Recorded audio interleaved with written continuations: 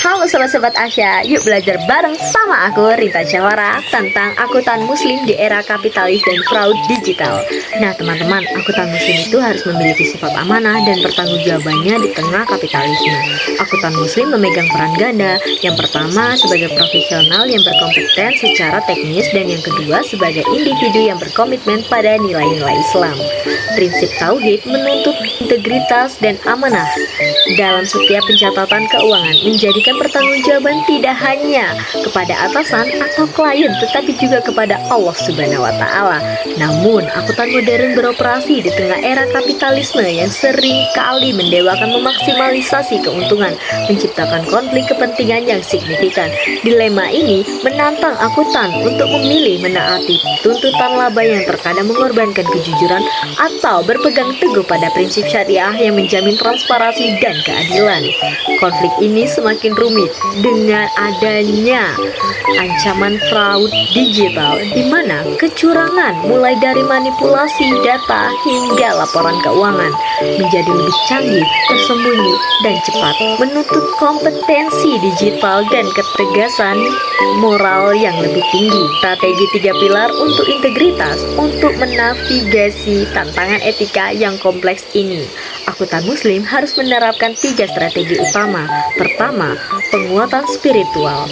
Akuntan harus secara konsisten memperkuat keimanan, menjadikan prinsip syariah sebagai standar tinggi, melebihi standar profesional atau tuntutan pasar. Kesadaran bahwa setiap transaksi akan dipertanggungjawabkan di yaumul hisab, yaitu hari perhitungan, dan menjadi self control terbaik. Kedua, kompetensi ganda. Akuntan muslim wajib menguasai teknologi, khususnya forensik, digital, dan keamanan data agar mampu mendeteksi dan mencegah fraud berbasis digital, bukan hanya fraud konvensional. Dan yang ketiga teman-teman, kolaborasi dan integritas kolektif.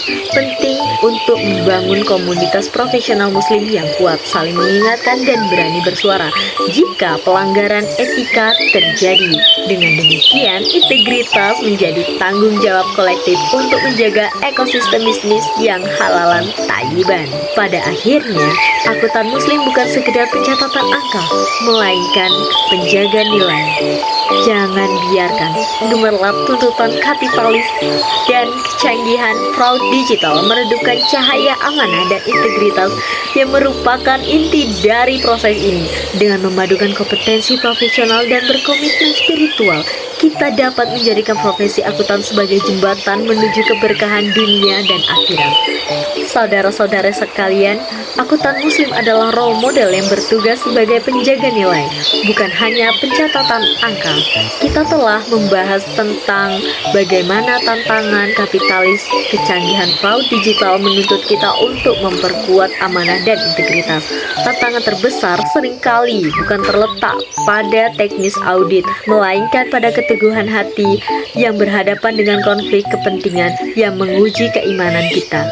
Jangan biarkan tuntutan sesaat meredupkan cahaya yaumul hisab, karena setiap keputusan profesional kita adalah pertanggungjawaban di hadapan Allah Subhanahu wa Ta'ala.